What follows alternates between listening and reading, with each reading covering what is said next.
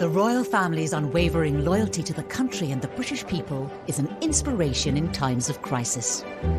They are brave and they have this rock-hard sense of duty that runs all the way through them. During the Second World War, with British morale at an all-time low, the royal family stepped up, and one member in particular stood out. Putting themselves in the line of danger was integral to the wartime effort, was the Queen Mother's genius, really.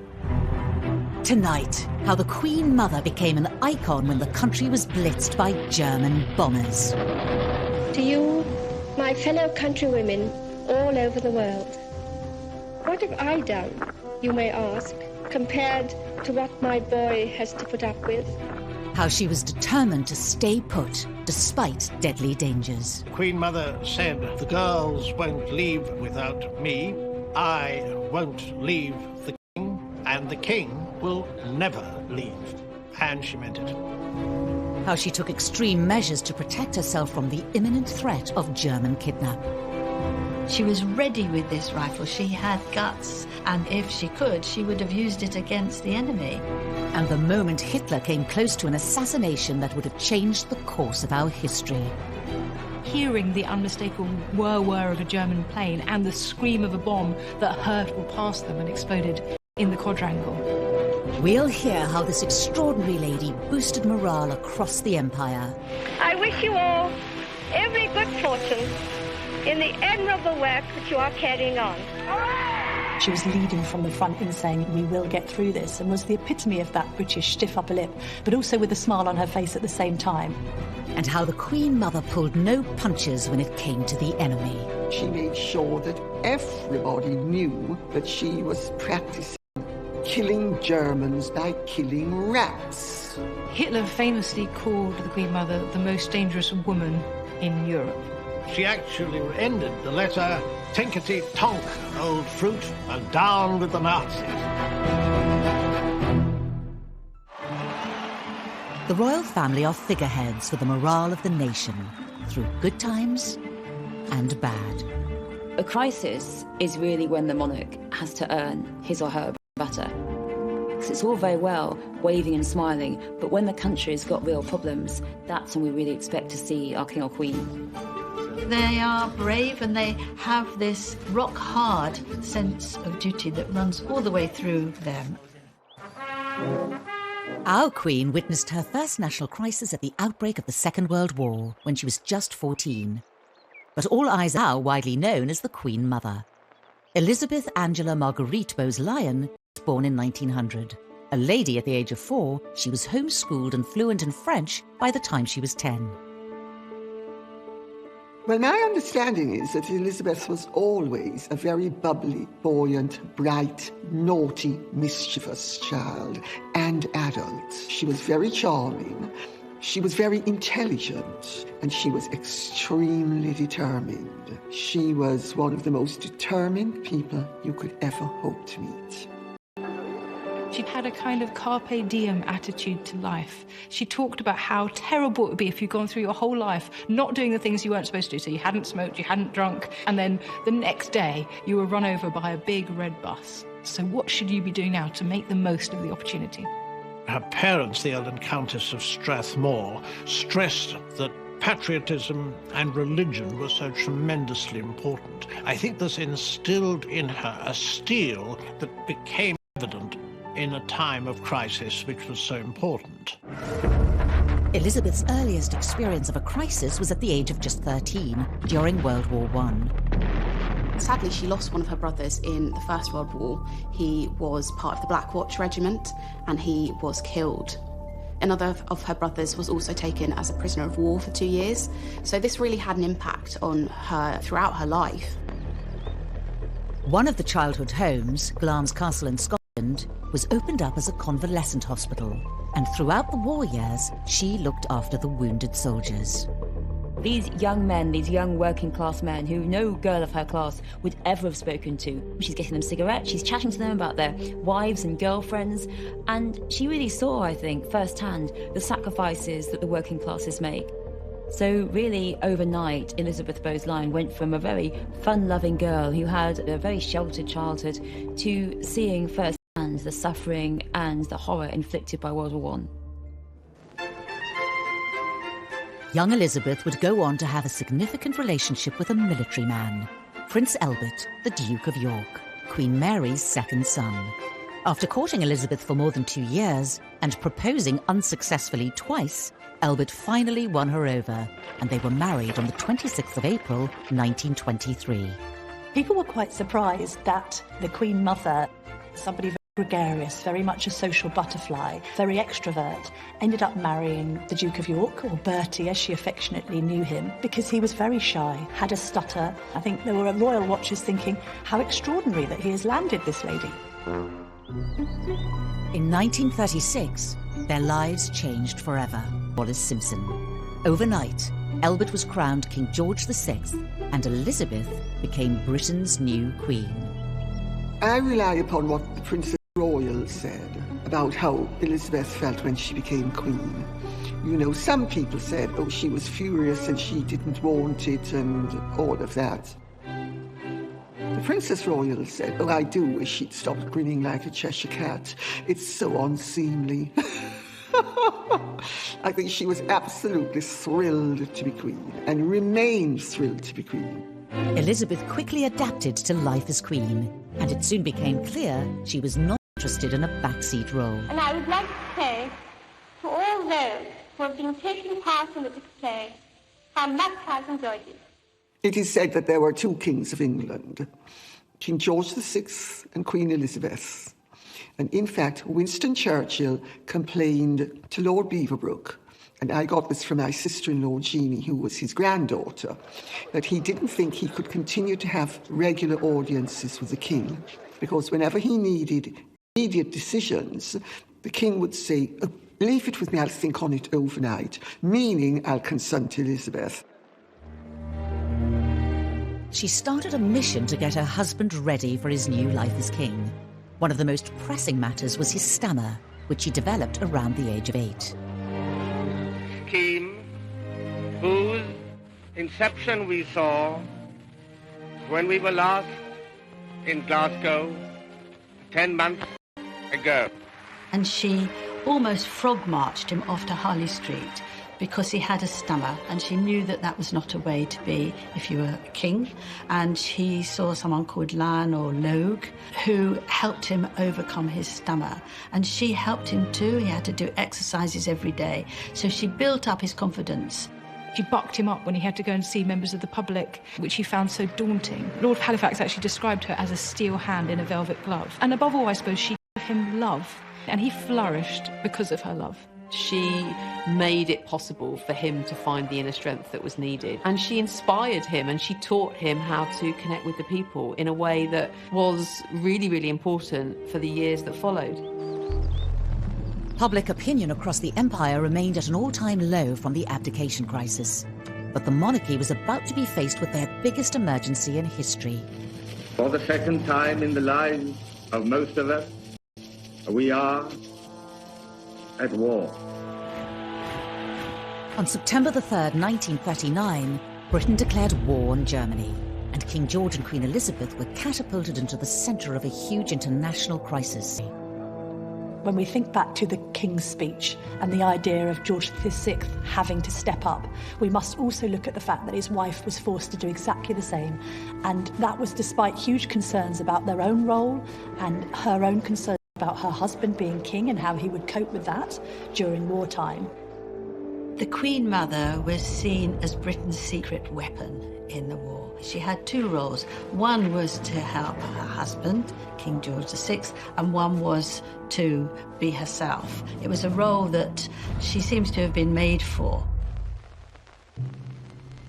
4 months into the war, rationing was rolled out across every household in Britain. Restrictions were placed on the purchase of all kinds of food produce, including meat, bread, and dairy. The royal family led by example, and under Elizabeth's influence, they faced the struggles of war alongside their people.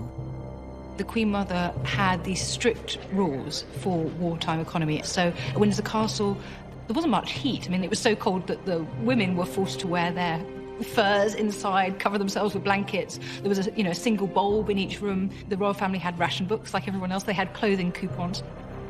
One very touching story There were national appeals for aluminium because it was needed to make the planes, and the Queen Mother encouraged her daughters, Elizabeth and Margaret, to give up their saucepans that they had in their Wendy house. The Queen felt very strongly that she had to show they were all in there together. When Churchill came to visit, he was taken aback by the fact that the Queen Mother had instigated the palace to react positively to rationing. He was given some sandwiches and he said they were disgusting, and were they filled with sawdust? The Queen Mother was a very determined woman, and she was very tough, and it's very clear that this adherence to these strict rules during wartime came from her. A year and a half into the war, things took a dramatic turn for the United Kingdom. The 7th of September 1940, the Luftwaffe attacked London, leaving 430 dead, a day that would become known as Black Saturday. The Battle of London, which began with strong forces of Nazi bombers attacking the capital, led to a big fire on the waterside early in the onslaught. It marked the start of the Blitz, and over the next 57 days, the country repeatedly came under attack by German aerial bombers. The main aim was areas where the Third Reich felt there would be industrial production, and so we're looking at docks, we're looking at factories. In just 9 months, over 40,000 people died, and up to 139,000 were wounded. Over 1 million homes were destroyed. Churches, historic houses, museums, the Commons in the House of Parliament was destroyed. And so there was a sense in which the city, particularly the capital city, on Britain. The idea that you could be bombed to smithereens at home, war had never been like this before. It would always been overseas, now it was at home, and the home was threatened, and the suffering was really unimaginable.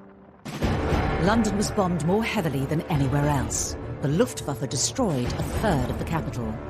On the morning of the 13th of September, they set their sights on the city's prime target, Buckingham Palace. She describes these plumes of dust, the horrendous noise, and like any other families facing a similar situation at the time, that scrabble to find out if anyone had been injured.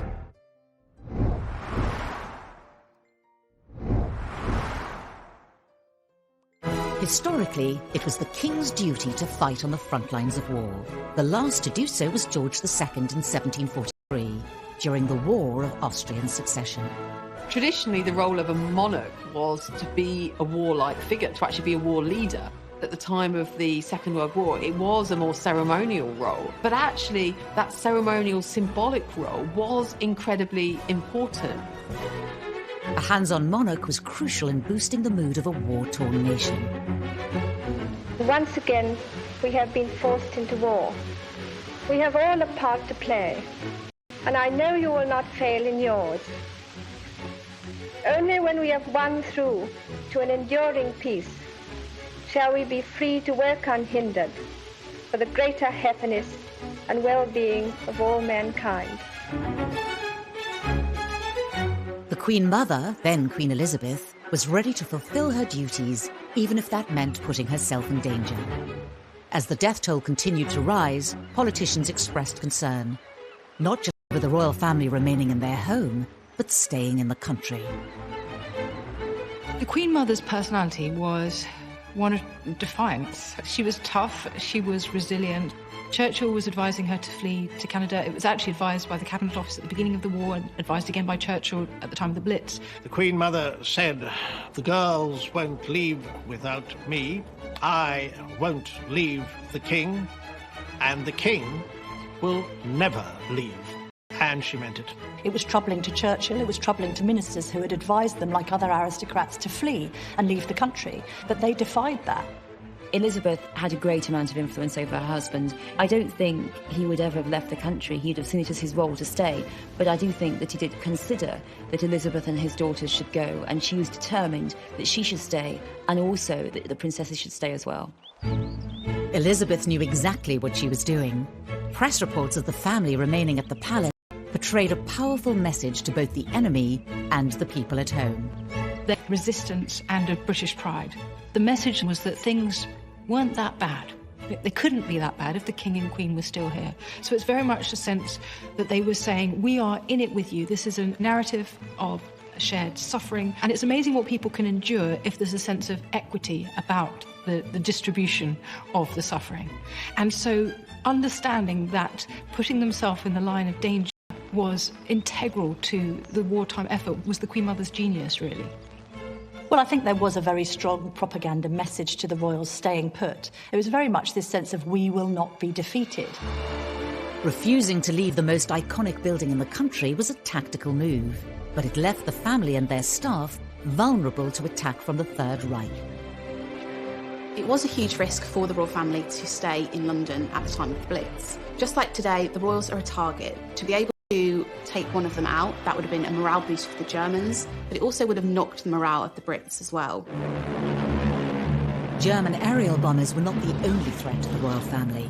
There were rumours of potential kidnap from German parachutists.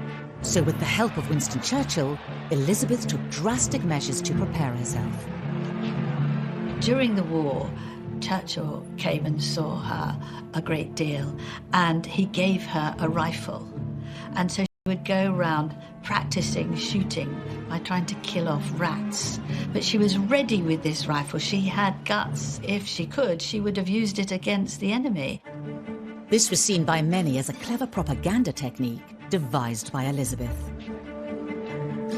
She made sure that everybody knew that she was practicing killing Germans by killing rats. There was a link, and the link was that the Nazis were rats. And so the word was leaked that she was at the palace practicing shooting rats. Propaganda is very important in a war. All of this tells us of a woman who was humorous in the face of disaster. The expression is a tough old bird, isn't it? She was somebody who wasn't going to easily be cowed. If you think that the best way to deal with rats is to practice hitting them as if they're Germans, then you've got a certain spirit about you. Nothing could prepare Elizabeth for the events that unfolded during September 1940. On the 8th, a 50-kilogram bomb was dropped by the Luftwaffe on the grounds of Buckingham Palace, but it failed to explode. Just a few days later, at 11 a.m. on the 13th of September, the Germans hit the palace again. The Nazis hit Their Majesty's private chapel. The King and Queen had worshipped here only a few hours earlier. An unpublished letter written by Elizabeth gave us a unique insight into what happened that day. We have her writing to her mother-in-law, describing hearing the unmistakable whir-whir of a German plane and the scream of a bomb that hurtled past them and exploded in the quadrangle. So they were very close to assassination. She says that her knees trembled a little bit after the explosion, which seems reasonable when you've had a bomb almost explode on you. The devastation caused by the 5 high-explosive bombs was terrifying. I saw a great column of smoke and earth thrown up into the air, and then we all ducked like lightning into the corridor. She describes these plumes of dust, the horrendous noise, and like any other family facing a similar situation at the time, that scrabble to find out if anyone had been injured. It didn't take her long to realise that she was actually the person who had to make sure that everybody else was all right, and that would be very much her role. So I imagine that's also quite strengthening, actually, if you can put your own fear aside and sort of concentrate on other people's. And I'm sure she did a very good job, because she was basically a very strong person, and she was very much a leader, and she knew that that was where she could make an impact. She went to check on the housemaids, she went to speak to the chef, and she talks of how the servants were really magnificent. They then retreated to their air raid shelter, which we know the Queen Mother had kitted out in soft furnishings and had fashion magazines on a table to make sure that everyone could be relaxed. But again, they were in there with their staff. Everybody had their nerves shot to pieces, but there was this sense that this was the way things were back then, and that they just had to keep on carrying on, gritting their teeth and getting through it in any way they could. Despite the devastation, Elizabeth's primary concern was her people. She wrote in the letter, "We lunched down in our shelter, and luckily at about 1:30 the all clear sounded, so we were able to set out on our tour of East and West Ham. The damage there is ghastly." Rather than staying around to deal with their own problems, they went to see those in the East End who'd also been bombed. So that's a private letter, and I think as such it gives us a privileged insight into the character of this woman. The letter also gave a touching and personal description of how Elizabeth was feeling at the time. It does affect me seeing this terrible and senseless destruction. I think that really I mind it much more than being bombed myself. 4 people were injured that day, and later 1 died. The King and Queen had been lucky to walk away unharmed. Churchill himself was not told the closeness of this attack and what had happened until quite a long time later. She wasn't intimidated, she wasn't scared, so I really think that showed it. Her spirit is summed up by the way she said, "Dear old BP," meaning Buckingham Palace, "is still standing." And to a cousin, she actually ended the letter, "Tinkety-tonk, old fruit, and down with the Nazis." The bombing was a pivotal moment in the royal family's relationship with the public. Hitler had actually brought them closer together. I think from the Nazi high command that if they bombed Buckingham Palace, it would create press images of this destitute sovereign, the bombed out palace, and it would lead to despair among the British people. And exactly the opposite happened. 40 reporters were invited to view the damage. All civilized people give thanks that their majesties have escaped the Nazis' barbarous attacks. The Sunday graphic newspaper detailed how that day resonated with so many people. For the second time, a German bomber has tried to bring death and destruction to the home of their majesties. When this war is over, the common danger which King George and Queen Elizabeth have shared with their people will be a cherished memory and an inspiration through the years. The message that was coming out of that was, this beast in Berlin who has tried to assassinate our beloved sovereign, we can't let them get away with this. And there was a sense of pulling together. So immediately, it actually served to do the opposite to what the Germans have thought and became this extraordinary PR opportunity. The king is still in London, in London, like Mr. Jones and Mr. Brown. The king is still in town. Sharing in the horrors of the Blitz by staying put at the palace was just the start. Elizabeth forged herself a new role and became an inspiration on the streets of war-torn Britain. There were times when the Queen Mother was putting her arm around people, physically comforting them through this horrific time. She was by her husband's side, but really was hugely influential, and it was almost more her than him that became the figurehead at this time of great national crisis.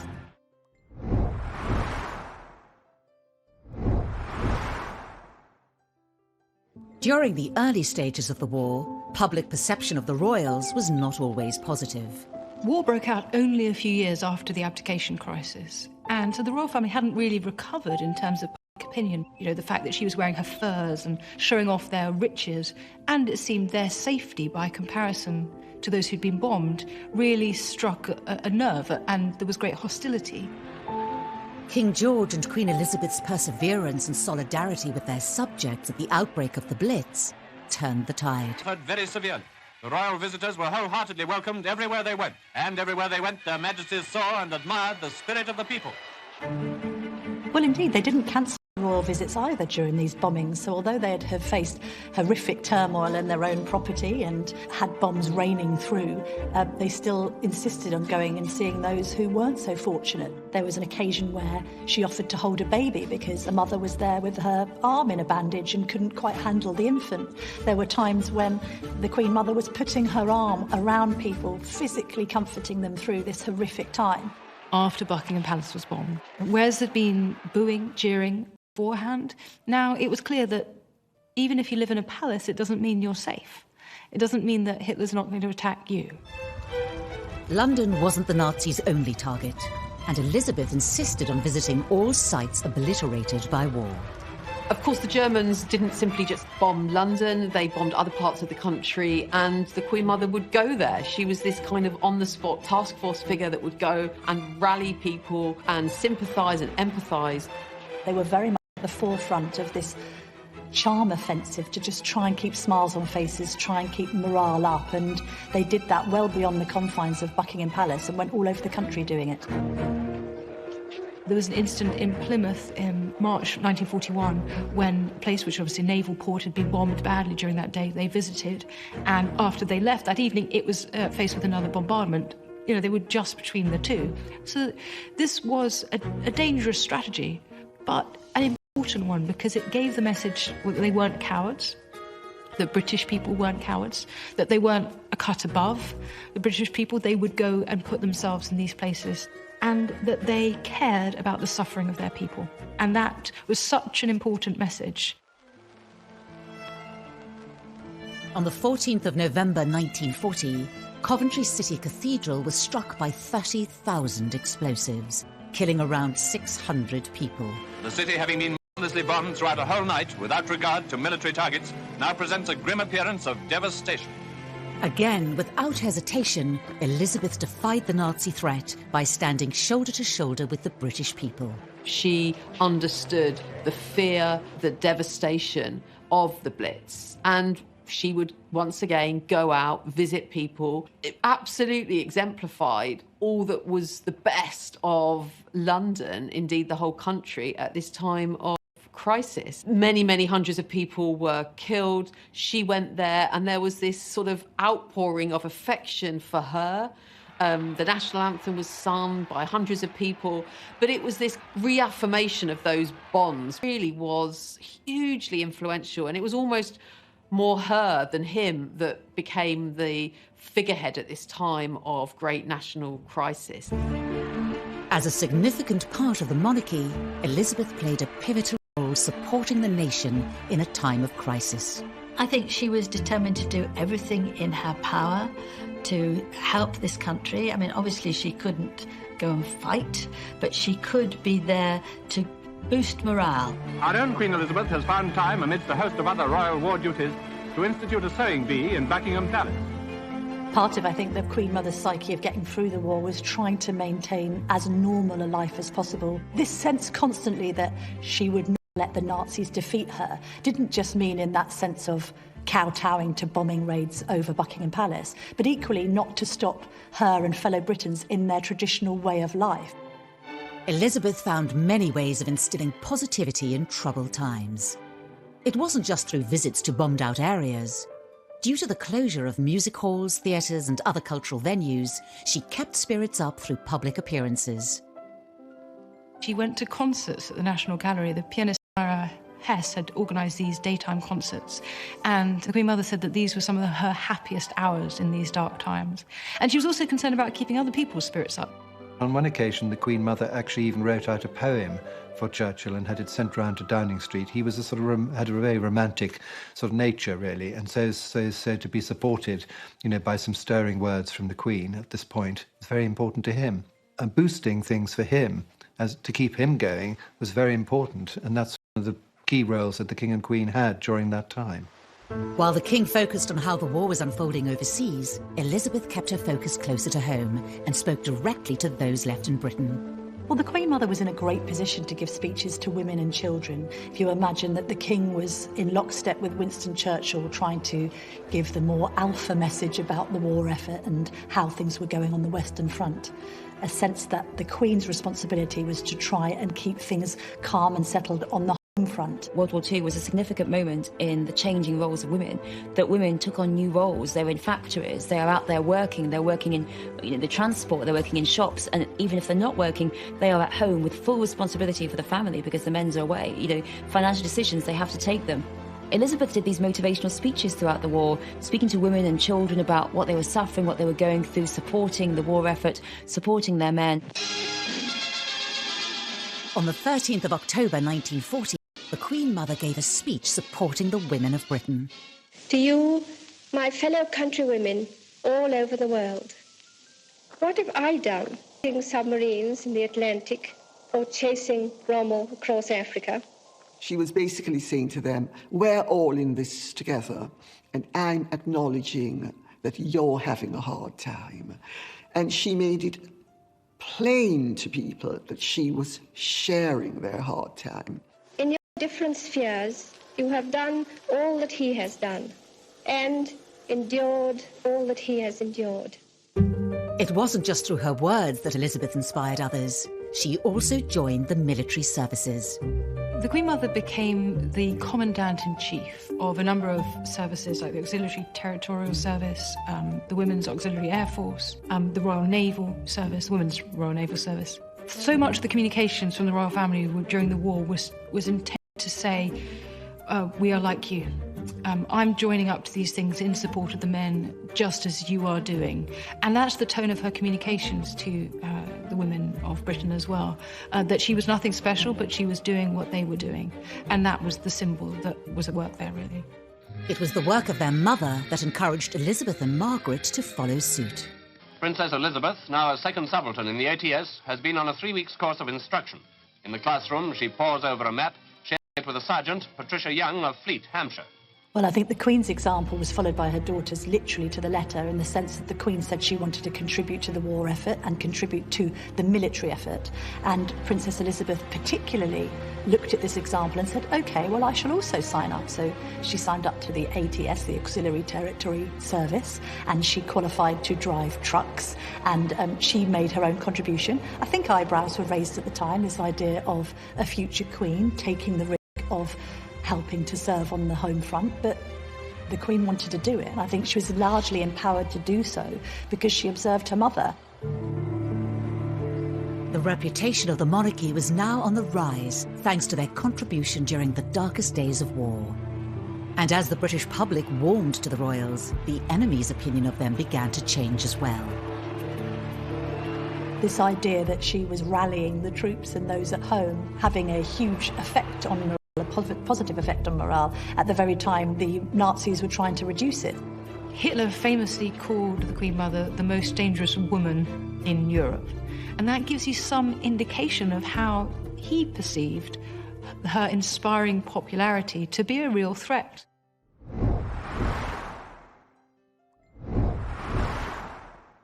Tôi về thuở xa xưa bay cao cùng cánh diều đùa chơi với đám bạn hồn nhiên ngây thơ vui đùa ngày tháng để lòng tôi hân hoan vì trời mây ngày xưa dấu yêu.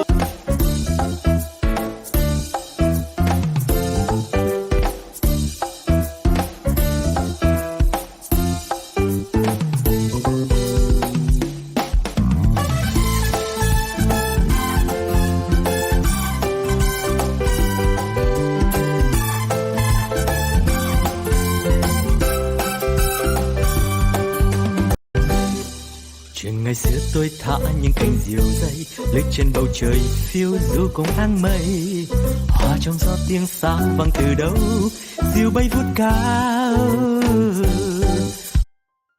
Britain's beloved monarchs are again demonstrating a human sympathy for their subjects, whose courage has never yet been shaken. The Blitz spirit was a rare moment of hope to emerge from the ruins of heavily bombed London during World War II. The British people were brought close together through the common goal of surviving the war, and the then Queen Elizabeth, now known as the Queen Mother, nurtured the solidarity. The Queen Mother was a key part of Blitz spirit. She really felt that it was her job to give hope. It was her job to go and see people and say, it will be better. And I think she knew that it meant so much to people for her to go out there. Elizabeth was at the forefront of raising the nation's spirits during the war. But in the dark days of the Blitz, would even her best efforts have an impact? Well, I think the Brit spirit and this idea of keep calm and carry on is very much exemplified in the Queen Mother.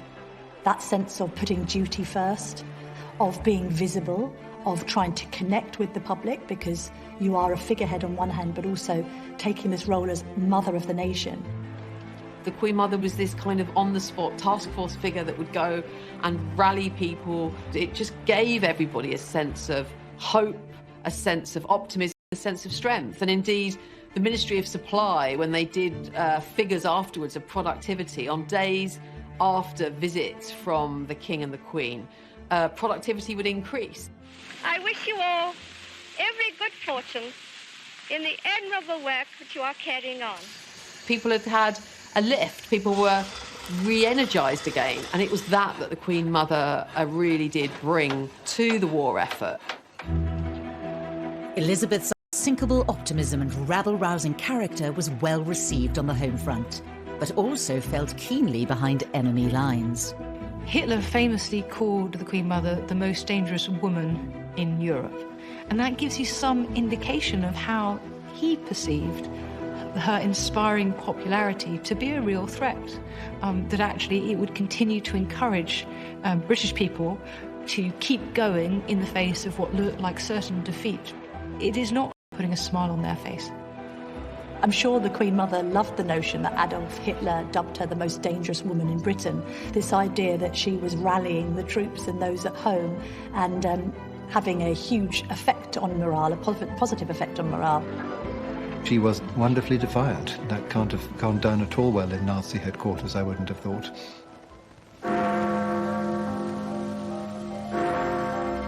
On the 11th of May 1941, the Blitz came to an end. 4 years later, at 6 p.m. on the 8th of May 1945, Germany surrendered unconditionally. The King broadcast to the nation that the war in Europe was finally over.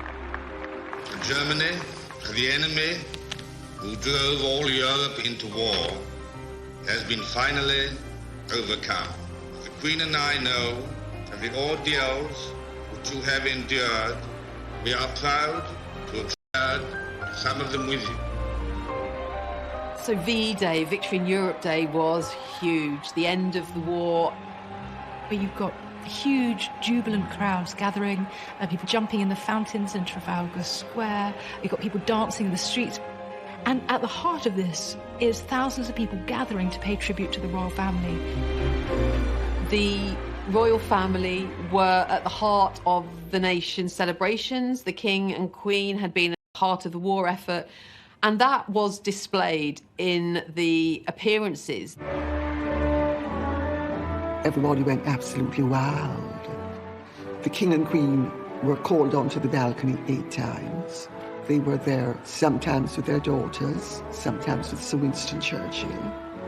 People went crazy. It was the most wonderful, wonderful day.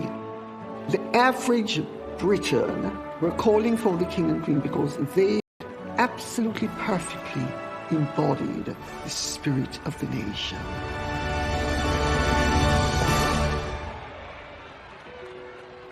The war had finally come to an end.